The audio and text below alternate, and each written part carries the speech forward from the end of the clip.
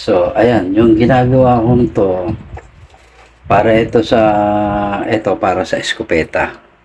Yan, hanggang dito yan. Ito yung dalawang o-ring niya. Ito naman ay barrel extension ng hammer type na Taurus 8K. Yan, tinreda natin, barrel extension yan. Padadala natin sa ewan kung saan province to.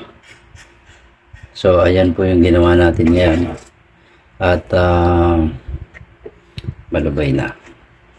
Pitan natin. Yan. So, ayan, tuwid na tuwid, diba? So, ayan. Puputulin na natin para maituloy yung paggagawa. At, ayan, may electric pump pala doon. Maingay sa sound dyan. So, ayan, as of now. Pero, mamaya, ipadadala na natin tong barrel extension. Kaya, sa weekend pa ito. Pero may mga tayong gagawin pa na meron pa tayong ilang conversion dito ng CO2 to PCP. So iti-thread natin. Puro threaded tayo ngayon. Maliban lang dito kasi tanso yan na receiver. Hindi receiver, buo na ang gear gun. So, conversion lang to para malalagyan niya ng hangin through hand pump.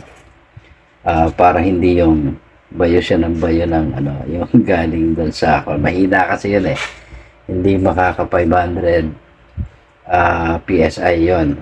Kaya medyo so kung dito, pwede siyang lagyan ng makapalang tubo nito eh. Sinauna pa tong makapal pa yung tubo niya, unlike dun sa 1 mm yung difference ng diameter ng yung inner diameter. So pwede siya sa 1000 PSI. Pero since i-advise ko lang hanggang 700 lang. 700 hanggang 800 to 900 na lang maximum para siguradong safe yung air gun kasi yung tubo niyan is tanso pa rin. Pero sa subok natin yung mga maninipis na yung latest na eskopeta, yung mga modelo na eskopeta na put pump ay kaya naman yung 1000 kasi ginagawa ko yun eh. Pero ito since mas makapal yung tubo, pero natin 800 to 900 PSI lang ang ikakarga.